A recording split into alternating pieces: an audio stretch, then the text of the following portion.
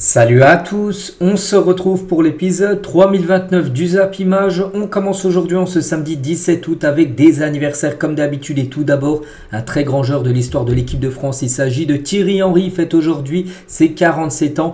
Donc il est le meilleur buteur de l'histoire d'Arsenal, le deuxième meilleur buteur de l'histoire de l'équipe de France derrière Giroud. Et tout naturellement l'un des plus grands attaquants de l'histoire du football. Joyeux anniversaire bien sûr à Thierry Henry, 47 ans aujourd'hui, à qui on souhaite maintenant une belle carrière bien sûr d'entraîneur, où il a fait un gros tournoi olympique. Donc bon anniversaire Henry. Il y a également des joueurs en activité qui fêtent leur anniversaire aujourd'hui, des joueurs connus comme Ederson, le gardien de Manchester City, fête aujourd'hui ses 31 ans. Ryan Cherki, joueur de Lyon pour l'instant, il fête aujourd'hui ses 21 ans. Malacia, joueur néerlandais de l'équipe de Manchester United, il fête aujourd'hui ses 25 ans. Ou Ismail Jacobs, joueur de l'équipe de Monaco, il fête aujourd'hui ses 25 ans. Donc bon anniversaire à tous ces joueurs. On continue, on va parler maintenant de tout ce qui s'est passé hier soir. Et on commence tout d'abord avec la Ligue 1, car hier c'était le match d'ouverture entre Le Havre et le Paris Saint-Germain. Et c'est le Paris Saint-Germain qui s'est imposé 4-1. Mais voilà, vraiment dans la douleur, et surtout ils ont fait la différence en fin de match. Donc Kangini, Dembélé, Barcola et Colomboigny ont été les buteurs côté Paris Saint-Germain, contre un but de Lloris côté Havrais. Donc il y avait quand même un partout jusqu'à la 84e minute de jeu. En l'espace de une dizaine de minutes de jeu, ils ont marqué 3 buts, le Paris Saint-Germain. Et du coup, ils ont su gagner le match. Regardez, 84e 1-1. Et c'est même pas 10 minutes, c'est même 5 minutes. En l'espace de 5 minutes, ils ont marqué 3 buts. Et du coup, voilà, on va dire, voilà, c'était une victoire facile. Non, ça a été une victoire très compliquée. Parce que s'ils n'auraient jamais réussi à marquer ce deuxième but, le PSG, ça serait fini certainement sur un match nul. Mais voilà, le PSG commence avec une victoire. C'est déjà mieux que la saison dernière où le PSG avait commencé avec 2 matchs nuls lors des 2 premières journées de Ligue 1. Donc là, le PSG voyage très bien et continue à sa magnifique série de matchs à l'extérieur sans perdre en Ligue 1. N'oubliez pas que la saison dernière, le PSG a perdu 0 match à l'extérieur et il continue bien sûr sur cette nouvelle saison. Donc les statistiques, donc le PSG a dominé bien sûr cette équipe du Havre avec 74% de possession de balle, 14 tirs, 9 tirs cadrés et 4 buts marqués. Donc voilà, des très belles stats pour le Paris Saint-Germain. Et côté Havre, bon, ça a été compliqué bien sûr pour le Havre qui a failli bien sûr accrocher ce match nul, mais bon, ils ont craqué en toute fin de rencontre. Et la une du journal L'équipe aujourd'hui revient par rapport à cette victoire du PSG et la marque des Bleus. Donc longtemps en difficulté, le PSG s'est largement imposé après l'entrée en jeu de ses remplaçants de luxe, les internationaux Dembélé et Bradley Barcola, buteurs décisifs en toute fin de match. Voilà, avec les buts, j'ai dit, inscrits en fin de match, parce que c'est vrai que ce 11 du Paris Saint-Germain, il y avait pas mal de joueurs cadres qui ont commencé sur le banc. Parce que regardez, le PSG a aligné tout simplement, enfin, Luis Enrique a aligné l'équipe parisienne la plus jeune de l'histoire, de toute compétition confondue. Donc la moyenne d'âge du côté du PSG hier au coup d'envoi, c'était 22 ans et 192 jours. Donc l'ancien record, les gars, datait de 22 ans et 314 jours, établi le 28 mai 1985. Bon, c'était le record, c'est 22 ans et 314 jours. Là, c'était 22 ans et 192 jours en moyenne, mais datait le dernier record du 28 mai 1985. Donc il y a plus de 30 ans, bien sûr, même 40 ans. Donc voilà, regardez l'âge des joueurs qui ont commencé titulaires. Donc le plus jeune, c'est Ibrahim Mbaye, qu'on va parler juste après. Il a commencé titulaire à 16 ans. Zagué 18 ans, Zeremri 18 ans, Beraldo 20 ans, Pacho Willian 22 ans, nouvelle recrue, Vitinha 24 ans, l'un des plus vieux, c'est le plus vieux, Marco Asensio 28 ans. Voilà, donc voilà, c'est le plus jeune 11 de l'histoire du Paris Saint-Germain.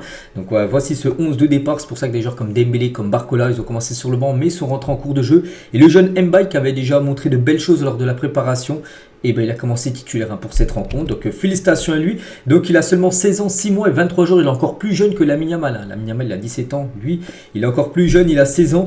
Et il devient le plus jeune joueur de l'histoire du Paris Saint-Germain à démarrer en tant que titulaire en compétition officielle. Donc il est né en 2008 quand même, ce tout jeune joueur, Ibrahim Mbaye. Donc un nom à surveiller, même si ceux qui suivent un peu le PSG le connaissent, parce qu'il a déjà joué dans le centre de formation en U19, tout ça. Mais peut-être qu'il y en a qui commencent à le connaître depuis hier soir. Très bon joueur, les gars, c'est un ailier, il est très très bon et c'est le futur bien sûr du côté du Paris Saint-Germain. Et Ibrahim Mbaye avait seulement 5 ans quand Marquinhos a rejoint le Paris Saint-Germain en 2008 et les deux maintenant évoluent ensemble du côté du Paris Saint-Germain. Et je rentre dans l'histoire du club, c'est incroyable, les premiers mots d'Ibrahim Mbaye, devenu hier soir le plus jeune titulaire de l'histoire du PSG. Voilà, donc bien sûr pour lui c'est incroyable, c'est historique on peut dire, parce qu'il rentre dans l'histoire du club, c'est maintenant son nom dans le palmarès bien sûr du plus jeune joueur à avoir commencé titulaire en compétition officielle. Toujours avec cette équipe du Paris Saint-Germain, on va parler aussi d'un gros coup dur parce que Luis Enrique vient d'annoncer au micro de DAZN la blessure de Gonzalo Ramos est très sérieuse. Coup dur pour le Portugais, il est sorti, bon je peux à combien en première mi-temps. Il est sorti sur blessure et quand on voit son visage, on se dit que c'est pas bon. Il souffrirait d'une entorse à la cheville. Ça, bien sûr, c'est pas du tout une bonne nouvelle. Surtout que la saison vient juste de commencer. C'est la première journée et ton attaquant, enfin, t'en as deux parce qu'il te reste encore Kolo Muani. Mais tes deux attaquants se blessent. Donc, entorse à la cheville, c'est plusieurs semaines, voire plusieurs mois. Ça peut monter à 2-3 mois. On en saura beaucoup plus aujourd'hui parce qu'il va passer des tests pour voir vraiment si la gravité est profonde, enfin, si la blessure est profonde ou non. Donc, gros coup dur. Hein, regardez, déjà, quand il part du stade Océane en béquille, ça annonce rien de bon. Peut-être le PSG va revoir ses plans et du coup recruter un numéro 9. Déjà, le PSG en voulait un 9. Enfin, voulait un nouveau avant-centre, mais là, avec la blessure de Gonzalo Ramos, peut-être le PSG maintenant, n'aura plus le choix de recruter un nouvel attaquant. Nos internationaux français commencent bien la saison. Barcola, buteur, Dembélé, buteur et Kolo Muani, buteur. Tiens, ces trois joueurs qui ont joué avec l'équipe de France lors de l'Euro. Et les trois ont été buteurs lors de cette rencontre hier. Et Dembélé, tiens, il a dit en plus buteur de la tête. Dembélé, c'est très très rare. Hein. Donc on sait qu'il a marqué quelques buts du pied gauche, du pied droit. Bon, il a loupé aussi beaucoup, mais de la tête, c'est très rare. Ça va être très important que je marque des buts de cette saison. On a perdu un joueur qui en marquait beaucoup. Bien sûr, il pense à son ami Mbappé. Il va falloir en faire plus, bien évidemment. Donc c'est peut-être à lui maintenant de prendre ce rôle. Bon, après, il atteindra jamais les 50 buts par saison que marquait Kylian Mbappé depuis 5-6 ans. Mais voilà, il sait qu'il va être important maintenant. Il faut qu'il soit beaucoup plus efficace. Bon, il a été hier avec ce but de la tête. On va parler aussi de la nouvelle recrue, João Neves. Donc, il est rentré à la mi-temps, João Neves. Et c'est simple, hein, 2 passes décisives lors de la deuxième mi-temps. Voilà, quelle rentrée pour João Neves. En plus, 2 passes D en 2 minutes. Hein, 85e et 86e minute de jeu. C'est 2 premières passes décisives du côté de la Ligue 1 pour le tout jeune joueur portugais. Et Kanguini, on retiendra cette saison qu'il est devenu le premier buteur officiel de la saison du Paris Saint-Germain. C'est lui qui a inscrit le premier but au bout de 2 minutes de jeu. Hein. Il est rentré sur le couloir droit puis enroulé du pied gauche. Très beau but bien sûr du joueur sud-coréen. Et le Paris Saint-Germain, bien évidemment, c'est quand même l'équipe favorite pour remporter la Ligue 1. Et le journal L'équipe, ils ont donné pour eux, ceux qui ont le plus de chances de remporter le championnat, donc le PSG, 5 étoiles sur 5, donc oui, c'est les grands favoris. Après, il classe Monaco avec 4 étoiles sur 5. C'est vrai que Monaco peut créer peut-être la surprise en gagnant le championnat. La saison dernière, ils ont fini deuxième. Et c'est une équipe, quand tu sais l'effectif, en plus encore bien recruté, ils peuvent bien sûr gêner le PSG. Donc Marseille, 3 étoiles sur 5 et Lyon et Lille, 2 étoiles sur 5. Voilà, donc ça va se jouer. Bon, certainement, PSG, moi je les vois encore remporter bien sûr le championnat. Et par rapport au diffuseur hier DAZN qu'on a beaucoup parlé, donc malgré les critiques sur son tarif d'abonnement très cher, le nouveau diffuseur majeur de la Ligue 1 DAZN a réussi son lancement sans bug et avec la volonté de se démarquer sur le ton, voilà, avec des nouveaux consultants. Voilà. Bon, après, bien sûr, je sais pas si tous ceux qui ont regardé le match hier étaient sur DAZN, peut-être il y en a qui ont regardé sur d'autres sites, j'en sais rien. Mais pour leur première, on va dire que ça a été bien, il n'y a pas eu de bugs, parce qu'il y aurait pu avoir des bugs vu que c'était leur première pour le championnat français. Tout s'est bien passé. Après, bien évidemment, où ça passe pas, c'est par rapport au prix. Et tiens, toujours avec DAZN, le compte X, donc le compte Twitter français de DAZN officiel a été suspendu alors que le championnat commence ce soir. Donc c'était hier, juste avant le match, quelques heures avant le match, les gars. Donc leur compte, il était suspendu, on ne sait pas pourquoi, on ne sait pas trop ce qui s'était passé. Donc voilà, concernant ce diffuseur. Toujours tiens avec la Ligue 1, on bascule maintenant au programme du jour, donc pas mal de rencontres. Brest-Marseille tout à l'heure à 17h, il y a aussi un Reims-Lille 19h et Monaco contre Saint-Etienne à 21h. Donc Brest-Marseille, je crois il est sur beIN Sport, c'est le seul match de tous les matchs là, de Ligue 1 pour cette première journée qui sera sur beIN. Sinon celui-là et celui-là les gars sera sur DAZN de nouveau. Et même pour les matchs de demain, il y a aussi un match de Ligue 2, Caen contre le Paris FC cet après-midi à 14h30. Et pour parler du match entre Brest et Marseille, belle affiche bien sûr. Et Valentin Rongier est dans le groupe de l'OM pour le déplacement à Brest ce week-end. Donc lui il est blessé depuis pas mal de mois. Rongier, je crois qu'il est blessé depuis 5-6 mois. Et normalement, il sera présent est disponible pour la rencontre cet après-midi à Brest. Et côté brestois, et ça, c'est un énorme coup dur, parce que c'était l'un des joueurs les plus importants la saison dernière. Il s'agit de Bradley Loco, rupture d'un tendon d'Achille pour Bradley Loco. Pour moi, c'est encore pire que ligament croisé. J'ai eu cette blessure personnellement. Elle fait déjà très mal. C'est derrière le pied, les gars. C'est le tendon qui lâche en gros.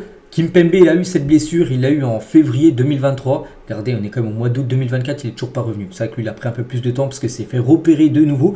Donc, il a eu cette blessure à l'entraînement, Bradley Loco. Donc, il va louper toute la saison. Il devrait revenir quasiment au mois de mai. Voilà. Donc en gros, la saison est finie pour lui alors qu'elle n'a même pas commencé encore. Donc ça, c'est un énorme coup dur. Donc le joueur était pisté par des grands clubs comme le PSG, tout ça. Mais c'est fini. Il ne jouera pas la Ligue des Champions. Gros coup dur pour l'équipe de Brest et surtout bon rétablissement pour Bradley Loco. On continue les gars, toujours en France, il y avait également de la Ligue 2 hier, première journée avec les matchs, le multiplex à 20h où ça passe pas bien sûr parce que voilà, les supporters veulent le foot le week-end, le samedi. Donc voici quelques résultats, tiens, Red Star qui monte, qui sont montés et promus, ils ont pris à 3-0 à Amiens, Clermont a fait 2 partout contre Pau, Grenoble a gagné 2-1 contre Laval et 3 qui a réussi à se maintenir en Ligue 2 parce que Bordeaux est descendu en National, sinon il sera en National 3 pour leur premier match. Ils en ont pris 4 du côté de Guingamp. Et c'est vrai, pour revenir sur les supporters qui ne sont pas contents que le football c'est le vendredi. Regardez, le foot c'est le week-end. Il y avait pas mal de banderoles comme ça dans les stades de Ligue 2 hier. Donc les banderoles des supporters de Guingamp et du Red Star pour protester contre beIN Sport. C'est parce que c'est beIN Sport en gros qui choisissent quel jour ils veulent que les matchs soient diffusés. Donc ils avaient le choix entre... ils pouvaient mettre s'ils voulaient le dimanche. Donc ils ont préféré mettre le vendredi soir à 20h. Et bien sûr ça passe pas parce qu'il y en a qui... C'est compliqué, il y a le boulot. Puis c'est compliqué le soir d'aller regarder un match. La saison dernière ou même il y a 2 ans c'était à 19h le multiplex le samedi, donc là ça arrangeait beaucoup de personnes. Et regardez, nous à la Ligue 2 le vendredi, il y a beaucoup de tracts comme ça qui ont été donnés dans pas mal de stades de Ligue 2 hier. Et toujours tiens avec la Ligue 2, donc le classement de la Ligue 2, bon c'est simple, les équipes qui ont gagné sont devant, les équipes qui ont perdu sont derrière. À noter qu'aujourd'hui j'ai dit à Caen contre l'équipe de Paris FC, il y aura aussi un autre match à Martigues qui va jouer Lorient aussi, toutes ces équipes là joueront je pense lundi, parce que je crois qu'il y a aussi également des matchs le lundi du côté du championnat de Ligue 2. Il y avait également la première journée de National. Voici toutes les rencontres. Donc moi personnellement, tiens, j'étais à Dijon hier. J'avais des places, je suis allé voir le match. Et ben on a perdu déjà 1-0 contre Bourg-en-Bresse, qui est une équipe promue. En plus, on prend un rouge au bout de 16 minutes de jeu, on commence déjà mal. Bon bref, sinon voici tous les autres résultats. Sochaux s'est imposé 2-0. Ou je sais pas, on pourrait prendre qui Valenciennes, qui descend de Ligue 2 en National, s'est imposé 1-0 contre Aubagne, une équipe qui a monté. Et concernant Bordeaux, Bordeaux n'ont pas joué parce que Bordeaux, on ne sait pas s'ils seront en National. Déjà de base, ils vont être en Ligue 2. Ils ont été rétrogradés en National. Et comme j'ai dit, normalement c'est en National 2. Regardez, c'est même vérifié. Bordeaux jouera bien en National 2 la saison prochaine. Le CNOSF a rejeté la demande de conciliation du club parce que Bordeaux en gros a fait appel pour jouer en National, donc 3e division. Et non, ils joueront bien en 4e division National 2. L'équipe de Bordeaux. Et du coup, on se demande, est-ce que le National se jouera à 18 équipes ou à 17 équipes? Parce que pour l'instant, il n'y a que 17 équipes. Est-ce qu'une équipe de National 2 sera repêchée pour revenir en National 1? On ne sait pas. Parce que voilà, pour l'instant, Villefranche a été exempt, on va dire, de cette première journée. On continue, bon là c'est le classement de la Ligue 2, du National, les équipes qui ont gagné sont devant, les équipes qui ont perdu sont derrière bien évidemment. On bascule avec un autre championnat, le championnat anglais, la première ligue également repris hier avec son match d'ouverture, Manchester United contre Fulham, mais je suis plutôt content parce que moi c'est le club que j'aime bien du côté de l'Angleterre, c'est Manchester United, ils ont gagné 1-0 grâce à Zirkzee à la 87e minute de jeu, toute fin de match, mais bon, voilà, mieux vaut tard que jamais et bien sûr. La nouvelle recrue en provenance de Bologne a déjà été décisive et du coup ça fait 1-0 pour Manchester United qui commence, on va dire bien ce championnat anglais. 14 tirs, 5 tirs cadrés et un but inscrit par les Red Devils. Donc voilà, sur ce beau but, il a touche, il a dévié un petit peu Zirkzee, ça a fini au fond des filets. C'est bien ça le plus important pour le nouveau joueur bien sûr de cette équipe. Et c'est que Manchester United hier à Old Trafford ont dévoilé leur nouvelle recrue avec Zirkzee, buteur, avec De Ligt, Mazraoui et également Lenny Yoro. On peut voir toujours en béquille, il s'est fait opérer. Donc toujours forfait blessé pendant 3 mois. Le défenseur français. Lisandro Martinez revient sur son duel avec Adama Traoré. Donc je sais pas trop parce que j'ai pas pu voir le match hier entre Manchester. Mais je pense que Martinez, les gars, il a gagné ce duel contre Adama Traoré, un joueur plutôt musclé. Il a dit je l'ai renvoyé à la salle de sport. J'ai appris de la première fois il m'a tué. Je l'ai tué en retour. Parce que peut-être lors d'un match avant, c'était Traoré qui lui a mis peut-être un coup d'épaule et Martinez était au sol. Cette fois-ci c'est Martinez qui a gagné son duel contre Adama Traoré lors de cette rencontre. A noter aussi que ce match, les gars, ils sont officiels. Sancho n'a pas été dans le groupe de Manchester pour la première journée de Première Ligue hier soir. Donc voilà, ça veut... Quand un joueur comme ça important n'est pas dans le groupe, ça veut dire tout simplement ça sent le départ. Et toujours pisté par le Paris Saint-Germain, bien sûr, Jadon Sancho. Et ce classement de la Première Ligue, donc c'est vrai, bon, il n'y a qu'un match. Manchester est devant vu qu'ils ont gagné, mais voilà, il faut peut-être le regarder longtemps ce classement-là parce que d'ici peut-être... tout à l'heure, enfin même certainement dans la journée, voire demain les gars, ça sera déjà fini. C'est vrai que Manchester les voir premiers, ça, enfin moi personnellement ça fait plaisir. Mais bon, on verra à la 38e journée parce que c'est bien sûr là où c'est le plus important. Aujourd'hui bien sûr, il y a de la Première Ligue. Ipswich, équipe promue également en Première Ligue, joue contre Liverpool, hein, ça à 13h30 tiens, tout à l'heure. Il y a Arsenal, Wolverhampton, Everton, Brighton, Newcastle, Southampton, Nottingham, Bournemouth et West Ham, Aston Villa aujourd'hui au programme. Donc demain il y a gros match, hein. Chelsea contre Manchester City, ça sera 17h30 pour cette première journée. Et sinon Tottenham jouera contre Leicester lundi. Voilà, ça s'étale sur 3 jours. Hein. Voilà cette journée de Première Ligue et nos favoris, enfin du journal L'équipe, hein, voilà nos favoris pour la Première Ligue, donc il part bien sûr sur Manchester City, 5 étoiles sur 5, un peu comme le PSG. City reste le grand favori de la saison, d'autant qu'en dehors des enquêteurs financiers, il n'a qu'un véritable adversaire, Arsenal. La nouveauté en Première Ligue reste l'émergence de nouvelles menaces pour le top 6 traditionnel, mais pas pour City, parce que voilà pour le journal L'équipe, vraiment City au-dessus. Et c'est vrai que City, d'après les bookmakers anglais, ils ont 82% de chances de conserver leur titre, mais pas qu'ils ont gagné les 3 derniers championnats, ils peuvent faire 4 sur 4 s'ils venaient à remporter de nouveau ce championnat. Donc 82, Arsenal 12% et Liverpool seulement 5%. On verra parce que c'est bien les pourcentages tout ça, mais la vérité se passe sur le terrain. Du côté de la Liga, il y avait également encore des rencontres, donc l'ouverture ça a été avant-hier jeudi, mais il y avait 2 matchs hier, le Celta Vigo contre Alaves et le Celta s'est imposé 2-1 lors de cette première journée, parfait pour eux. Et à noter, ils auraient même pu gagner 3-1, ça c'est joué une question de millimètres. La Liga a utilisé le hors-jeu semi-automatisé pour la première fois et un contrôle du VAR a annulé le but de Aspas contre Alaves. Et en gros, pour une question de 2 mm, en gros, il était hors-jeu. Parce que là, ils ont pris le semi-automatisé un peu comme c'était à l'Euro. Hein, c'est sûr, on peut voir prototype, on peut voir pas le visage des joueurs, c'est seulement des maquettes, mais là comme ça c'est un truc automatisé et tu vois si hors jeu ou non. Et voilà, pour 2 mm il est hors jeu, il y a quoi se passe, mais bon, s'il est hors jeu de même 1 mm, c'est les lois. Après c'est vrai que ça fait un petit peu chier pour lui qui marque pas son but, mais voilà, c'est comme ça, t'es hors jeu, t'es hors jeu. Et Las Palmas contre Séville, il y a eu 2 partout lors de cette également première journée. Sur les 4 premiers matchs de Liga, j'ai eu 3 matchs nuls et une victoire, donc il n'y a que pour l'instant Celta Vigo qui s'est imposé. En attendant les matchs du jour aujourd'hui, Osasuna Leganés à 19h et ce soir le FC Barcelone se déplace du côté de Valence pour une belle affiche, un coup d'envoi 21h30. Du côté de l'Allemagne, c'était pas de la Bundesliga, le championnat allemand reprend la semaine prochaine, c'était plutôt de la Coupe d'Allemagne et ULM, une équipe de 3e division allemande, jouait contre le Bayern Munich pour ce tour de la Coupe d'Allemagne et le Bayern sans souci 4-0. Donc Thomas Müller doublé, Harry Kane buteur et Kingsley Coman également buteur. Coman buteur sur une passe D de Matistel, non pas Matistel, Michael Olise, voilà, désolé bien sûr, hein. Un autre joueur français parce qu'il y en a pas mal du côté du Bayern, donc voilà, le Bayern ça a été sans souci, 14 tirs, 5 tirs cadrés, ils ont marqué 4 buts, hein. Bon l'autre équipe les gars, 0 tirs cadrés, cette équipe de ULM, voilà, mais bon par exemple la saison dernière, elle a été éliminée par Saarbrücken, je crois une équipe de 3e division, cette fois-ci ils sont pas tombés dans le panneau on peut dire. Le Bayern Munich a pris très au sérieux on peut dire cette équipe, et Olise passeur D pour Kingsley Coman 2 minutes seulement après son entrée en jeu, donc déjà des débuts réussis on peut dire pour le nouveau joueur Michael Olise. Et tiens du côté du Bayern, c'est un peu la même situation que Sancho tout à l'heure qu'on parlait qui n'était pas dans le groupe, bah lui c'est pareil, c'est Goretzka qui n'a pas été retenu dans le groupe du Bayern pour le match d'hier, bien qu'il soit en bonne santé et en forme, hein, il a fait toute la pré-saison mais il n'a pas été retenu. En gros ça montre une indication tout simplement que le joueur pourrait quitter le club, en gros que le joueur est à vendre.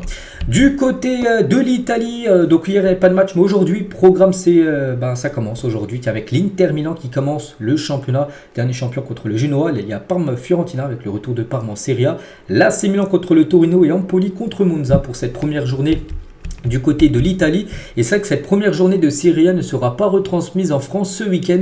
Aucun accord n'a été conclu à temps. Les négociations pour les droits TV devraient reprendre la semaine prochaine. Même beIN Sport, je crois qu'en plus, pourtant beIN Sport, c'est eux qui diffusaient la Serie A les années d'avant en France, hein, je vous parle. Et là, je crois qu'il n'y a pas encore d'accord avec beIN Sport. Donc, cette première journée, par exemple, à ces matchs-là, si vous habitez en France, vous ne pourrez pas les suivre parce qu'ils ne seront pas disponibles sur une chaîne française. Et concernant le match ils sont Milan contre Torino à 20h45 ce soir, à noter que Yacine Adli, Pierre Kalulu et Tommaso Pobega ne seront pas convoqués pour le match contre le Torino, un peu comme Sancho et Goretzka. Ils n'entrent plus dans les plans et même pas dans les plans de Paulo Fonseca. Ils pourraient partir dans les prochains jours. Voilà, donc c'est quoi des joueurs importants ne sont pas retenus. Pour, par exemple, un premier match d'une saison, ça montre en gros que les joueurs ne se rendent pas dans les plans des coachs et qu'ils doivent partir. Donc concernant ces 3 joueurs-là, Il devrait bien sûr quitter l'équipe de Milan et voici le 11 normalement ce soir. Bon, il devrait avoir quand même quelques Français titulaires hein, comme Mike Maignan qui devrait être titulaire. Théo Hernandez aussi défenseur gauche. Jovic, Pulisic, Rafael même Chukwueze devrait être titulaire en attaque et même Ismaël Benasser, le milieu algérien. Voilà ce qu'il y a à dire hein, sur le programme du jour, sur les matchs qui ont été joués, tout ça. On continue les gars, on va parler maintenant du Ballon d'Or qui sera décerné dans à peu près 2 mois. Et actuellement le grand favori, hein, ça reste Vini Junior qui a 50% de chances de remporter le Ballon d'Or devant Rodri 24%, après c'est Bellingham le 3e et après il y a Carvajal à la 4e position de ce futur Ballon d'Or. Et tiens, pour revenir sur le dernier match du Real Madrid contre l'Atalanta à Bergame, hein, où c'était une victoire 2-0, donc Mbappé a quand même marqué le 10 millième but du Real Madrid, hein, c'était voilà 9 ça a été Valverde le 10 millième de l'histoire du Real. Ça, en plus c'est un chiffre symbolique, 10 000, et ben c'est Mbappé qui a marqué déjà ce but-là, son premier hein, du côté du Real. Donc certainement beaucoup vont suivre hein, pour l'attaquant français. Notez que le Real Madrid joue demain soir à 21h30 du côté de Majorque. Et toujours tiens, du côté du Real, on va parler aussi de Thibaut Courtois qui n'a plus encaissé de but depuis son retour de blessure des ligaments croisés. C'est qu'il est revenu fin de saison dernière et tous les matchs qu'il a joués, 0 but encaissé. Il avait joué contre Cadix en fin de saison dernière, Grenade, Alaves, le Betis Séville. Il avait joué la finale de Ligue des Champions contre Dortmund. Il n'avait pas pris de but. Et là, contre l'Atalanta, de nouveau clean sheet. En plus, il a réalisé une magnifique parade. Donc, c'est fou. Hein. Pourtant, avant, pendant 9 mois, il était blessé. Il est revenu. Toujours pas le moindre but encaissé par Thibaut Courtois. Je vous parle bien sûr en match officiel. Officiel, tiens, Diego Moreira, 20 ans, rejoint Strasbourg en provenance de Chelsea. Donc en espérant pour les Strasbourgeois que cette nouvelle aventure en Ligue 1 se passe mieux qu'à Lyon, parce que lui il avait été prêté déjà par Chelsea à Lyon où il avait floppé, hein. Il n'avait pratiquement pas joué et peu de fois où il avait joué, il avait été très mauvais. Du coup, Chelsea le reprête en Ligue 1 à Strasbourg. N'oubliez pas que Chelsea et Strasbourg, il y a souvent des transferts entre ces deux clubs vu qu'ils ont le même propriétaire. Arthur Thété, donc défenseur belge de l'équipe de Rennes, hein, il va quitter Rennes, il va signer en Allemagne à Francfort. Here we go de Fabrizio Romano, montant du transfert 16 millions d'euros que va débourser Francfort, plus 3 millions de bonus. C'est peut-être le joueur pour remplacer William Pacho, joueur de Francfort qui a rejoint le Paris Saint-Germain il y a quelques jours. Officiel, Thiago Alcantara quitte déjà le staff du FC Barcelone. Arnaud Blanco le remplace comme entraîneur assistant d'Hansi Flick. Voilà, c'est officiel. 30 jours seulement après son arrivée, il est arrivé exactement. C'était il y a un mois, même non, c'était je sais plus, ça devait être le 17 juin et le 17 août. Voilà, un mois après, c'est déjà fini pour Thiago Alcantara. Vous ne savez pas ce qu'il va faire. Déjà, il a arrêté sa carrière de footballeur. Il va peut-être repartir dans un autre staff, mais du côté du Barça, c'est fini pour l'ancien joueur de Liverpool. Libre de tout contrat, Haris Belkebla va s'engager avec Angers pour 2 ans. Voilà, concernant ce joueur qui était libre, hein, donc il va rejoindre cette équipe d'Angers et jouer à Brest hein, à l'époque. Le FC Metz et l'Olympique Lyonnais ont trouvé un terrain d'entente concernant le paiement de Georges Mikotadze. Lyon va verser le reste de la somme due dans les prochains jours parce qu'en gros Metz voulait aller au tribunal parce que Lyon leur devait de l'argent par rapport au transfert. Il devait leur donner déjà 8 millions d'euros au 1er août. Il leur avait donné que 3 millions avec du retard, parce que j'en ai parlé hier. Et du coup, voilà, les deux clubs seront mis d'accord et Lyon là va redonner bien sûr ce qu'ils doivent hein, au FC Metz par rapport au transfert de Georges Mikotadze. On va parler d'un ancien gardien du PSG, Alexandre Letellier. Il y a quelques jours, j'avais dit qu'il était à l'essai du côté du FC Nantes et donc il n'a pas convaincu le FC Nantes après un essai réalisé. Donc voilà, maintenant à lui de refaire un essai dans un autre club et essayer d'être pris parce qu'actuellement il est sans club. Officiel, Romain Fèvre est prêté par Bournemouth à Brest. Il avait quitté le club brestois en 2022. Avant de rejoindre en 2023 le rival du FC Lorient. Il avait rejoint Lorient, puis Lorient l'avait vendu à Bournemouth. En gros là, il retourne à Brest, hein, en provenance de Bournemouth. Il était, où c'était son club actuel. Officiel, Aston Villa dévoile son nouveau maillot extérieur pour cette nouvelle saison. Je le trouve très très beau hein, ce maillot, je sais pas ce que vous en pensez. Donc voilà le maillot extérieur d'Aston Villa. N'oubliez pas qu'Aston Villa qualifié saison prochaine en Champions League. Et officiel également avec un autre club qui dévoile son maillot, c'est Angers qui dévoile son nouveau maillot extérieur pour cette nouvelle saison. Très beau maillot, un maillot de couleur blanc pour cette équipe de Angers hein, qui retrouve bien sûr la Ligue 1 cette saison. Accord entre Rennes et Flamengo à hauteur de 14 millions d'euros pour Fabrizio Bruno. Donc le profil du joueur, pour ceux qui ne connaissent pas, je ne le connais pas, tiens, on va découvrir. Donc international brésilien déjà, défenseur central, il fait 1m92, il a 28 ans et ce joueur devrait signer là peut-être dans le week-end, peut-être début de semaine prochaine du côté du stade rennais. Officiel, lui j'en ai parlé beaucoup hein, ces derniers jours, ça s'est fait, le jeune attaquant allemand Paris Brunner, un jeune joueur de 18 ans. quitte Dortmund et rejoint l'AS Monaco. Donc il rejoint Monaco et Monaco le prête directement au Cercle Bruges en Belgique pour qu'il puisse prendre un peu de temps de jeu. Il a fait une grosse saison dernière 2023-2024 avec les jeunes du Borussia Dortmund. Il a joué 33 matchs, 23 buts et 8 passes D. Donc voilà, il rejoint cette équipe de l'AS Monaco. Beau transfert, mais bon, il va être prêté comme j'ai dit en Belgique pour jouer un peu. Officiel, Leonardo Balerdi prolonge jusqu'en 2028 du côté de l'Olympique de Marseille. C'est mérité parce que là, lui, il a fait vraiment une belle saison à Marseille. Voilà, donc il prolonge à Marseille. Donc bonne nouvelle pour tout le monde. Et tu as regardé quand il a été présenté par rapport à sa prolongation, il a fait le signe Joule pour Balerdi, bien sûr, en conférence de presse, un pur Marseillais.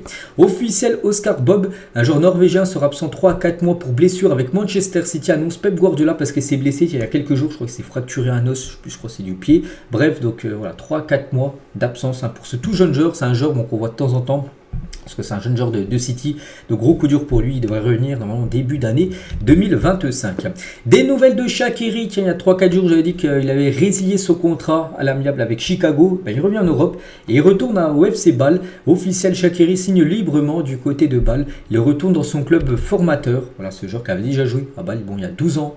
Avant, voilà, belle recrue, il a encore fait un bel Euro bien sûr avec la Suisse, où il a arrêté, il a pris sa retraite avec la Suisse, mais il revient au pays pour jouer avec son club formateur. Lui aussi c'est officiel, c'est Calvin Phillips est prêté par Manchester City en direction de Ipswich, qui joue à 13h30 tout à l'heure contre Liverpool. Bon, je pense pas qu'il va jouer, bon après c'est peut qu'il soit titulaire quelques heures après seulement son arrivée. Bon bref, il portera le numéro 8, et c'est que ce joueur a eu quand même beaucoup de mal, parce qu'à l'époque il jouait à Leeds, il a été transféré à Manchester City quand même pour 50 millions d'euros, et c'est vrai que maintenant on voit sa carrière, donc là il part en prêt à Ipswich, donc il a du mal, sa carrière a décollé on peut dire pour Calvin Phillips qui a quand même déjà 28 ans. Dominique Solanke portera le numéro 19 à Tottenham, nouvelle recrue bien sûr du côté des Spurs, acheté 75 millions d'euros en provenance de Bournemouth. Et voilà, ça sera le 19 dans le dos pour Solanke, donc il pourrait peut-être jouer ses premières minutes dès après-demain lundi soir contre Leicester pour la première journée. Officiel, Willian quitte Fulham libre, il peut actuellement signer où il veut, donc voilà, il a mis ce message, en gros il remercie tout le monde bien sûr du côté de Fulham, donc l'ancien joueur d'Arsenal ou même de Chelsea, donc est-ce qu'il restera en Europe, est-ce qu'il restera en première ligue ou partira peut-être au Brésil ou j'en sais rien, un autre champion, on ne sait pas, mais voilà, il peut signer où il le veut. Willian. Paulo Fonseca, le coach de l'AC Milan, il a dit Youssouf Fofana sera notre dernière recrue. Désormais, il va falloir se concentrer sur nos départs. Nous avons trop de joueurs, donc on est dessus. C'est pour ça que tout à l'heure on parlait des joueurs comme Yacine Adli, Pobega, ou même c'était Pierre Kalulu qui devrait aussi partir. Donc voilà, il a dit que Youssouf Fofana sera la dernière recrue de Milan et c'est vrai. Il y a eu Erwigo hier de Fabrizio Romano. Il est arrivé hier soir à Milan. Youssouf Fofana, donc normalement aujourd'hui, là samedi, il va passer sa visite médicale, il devrait porter le numéro 29, on parle d'un transfert à 20 millions d'euros qui devrait normalement être officiel dans la journée. On continue avec l'AS Roma et le Napoli sont intéressés par Manu Koné. Ce joueur tient qu'à jouer avec l'équipe de France olympique, et il intéresse pas mal de clubs. Lui joue à Gladbach actuellement en Bundesliga, donc il intéresse 2 clubs italiens. Le Genoa pense à Tommaso Pobega, qu'on parlait tout à l'heure de Milan là, qui devait vendre, et ce joueur sur le départ, voilà, le Genoa serait très intéressé par le milieu italien. La Juventus Turin propose 52 millions d'euros plus 7 millions d'euros pour Koop Meiners, un joueur de l'Atalanta. Bon, c'est quasiment sûr les gars qui va aller à la Juve, depuis 2-3 semaines on entend la rumeur, mais bon, le problème maintenant c'est se mettre d'accord par rapport au prix. Je pense qu'un accord sera trouvé d'ici la fin du mercato. Donc voilà ce que propose la Juve sur leur dernière offre, parce que c'est déjà c'est pas la première qu'ils font pour s'offrir le joueur néerlandais. Une prolongation de contrat de Vitinha est envisagée par le Paris Saint-Germain. Voilà, le PSG pourrait déjà penser à prolonger bien sûr Vitinha, le meilleur parisien la saison dernière. Peut-être il y en a qui pensent à Mbappé, donc pour moi c'est Vitinha. Hier il a fait un gros match, j'ai rien que vu hier, une petite stat que je n'ai pas parlé tout à l'heure. Sur sa première mi-temps, il a touché 71 ballons quand même Vitinha hier, quand même exceptionnel. Donc voilà, le PSG aimerait déjà prolonger le milieu portugais. Un autre joueur du PSG, il est toujours sous contrat du côté de Paris, c'est Juan Bernat, est une option pour le FC Valence. Il avait été prêté par Paris au Benfica saison dernière, et là bon, il ne rentre pas du tout dans les plans, bien sûr Luis Enrique qui devrait de nouveau chercher une porte de sortie, le prêter ou le vendre. Et Valence les gars seraient très intéressés par Juan Bernat. Regardez les gars le top 10 des équipes féminines qui a été mise à jour après les Jeux Olympiques qui ont été joués. Donc les Américaines retrouvent leur place numéro 1. Meilleure nation, elles ont remporté, n'oubliez pas, la médaille d'or. L'Angleterre en deuxième position. L'Espagne descend à la troisième position. Voir que ça monte aussi pour la Suède, le Canada, le Brésil aussi qui a atteint la finale. La Corée et la France qui a échoué dès les quarts de finale. Elles descendent sur la 10e position. Attention, elles pourraient sortir du top 10 lors du prochain mise à jour du classement si elles font encore des mauvais résultats. Officiel, Job Bellingham, le petit frère de Jude Bellingham, donc a prolongé son contrat jusqu'en 2028 avec Sunderland. Et c'est fou quand même parce que sur ce mercato, il a reçu pas mal d'offres. Par exemple, Crystal Palace, un club de première ligue, le voulait. Mais lui, il souhaite rester à Sunderland qui joue en deuxième division anglaise. En plus, il prolonge du côté de Sunderland. Après, c'est pas qu'il prolonge, qu'il est sûr de rester. Mais s'il venait à partir en 2025, il partirait pour une plus grosse somme d'argent. Donc voilà, il reste dans son club de Sunderland. Des nouvelles du père de Lamine Yamal, Mounir Nazraoui, qu'on a beaucoup parlé parce qu'il s'est fait poignarder là, il y a quelques jours. Donc ça va beaucoup mieux parce que regardez, il est sorti de l'hôpital. Il a pu rentrer chez lui. C'est plutôt une très bonne nouvelle bien sûr pour la famille Yamal. Luis Enrique va prolonger son contrat de 3 saisons supplémentaires avec l'Olympique de Marseille. On parlait de Balerdi où ça a été officiel. Et lui les gars, c'est imminent aussi. 3 nouvelles saisons normalement pour Luis Enrique du côté de Marseille. Lui vient de prolonger, c'est le Turc, et très bon joueur les gars, donc officiel. Kenan Yildiz prolonge jusqu'en 2029 avec la Juventus Turin. En plus il va porter un numéro mythique, le numéro 10 quand même du côté de la Juventus Turin, ancien numéro, je sais plus, Del Piero, très grand joueur à l'époque, je sais pas s'il avait ce 10, mais voilà, 10 dans n'importe quelle équipe, ça reste un numéro quand même très fort. Et c'est le jeune Turc Yildiz qui va porter ce numéro. Un transfert officiel, il s'agit du jeune joueur français Wilson Odobert, quitte Burnley et s'engage en faveur de Tottenham. Ça y est, c'est fait. Montant du transfert 37 millions d'euros plus bonus qu'a déboursé comme l'équipe des Spurs. Donc son profil, donc déjà jeune international espoir français, il a marqué 5 buts et passes D en 29 matchs de première ligue avec Burnley saison dernière. 19 ans, 37 millions d'euros, ailier, voilà, il peut jouer ailier un peu partout en attaque. Donc voilà, ce joueur les gars, à l'époque, il a rejoint une équipe française librement.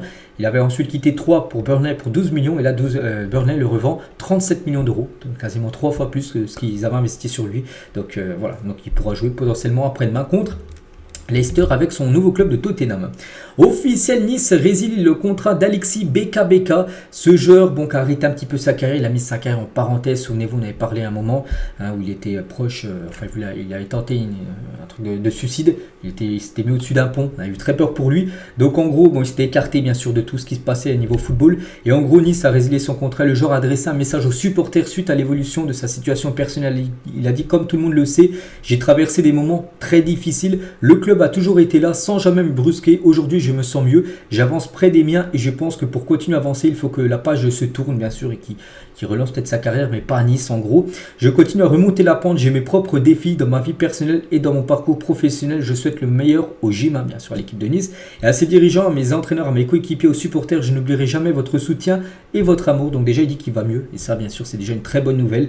Et voilà, donc il va certainement reprendre sa carrière, Alexis Beka, mais peut-être dans un autre club. Voilà, enfin, certainement dans un autre club parce que c'est officiel. Il quitte le GC Nice. On lui envoie bien sûr beaucoup de force. Le LOSC tente de se faire prêter Arnaud Danjuma, donc joueur néerlandais qui joue à Villarreal, et Lille aimerait trouver un terrain d'entente pour l'avoir en prêt là, pour la nouvelle saison. Discussion entamée avec le joueur, pas encore avec Villarreal.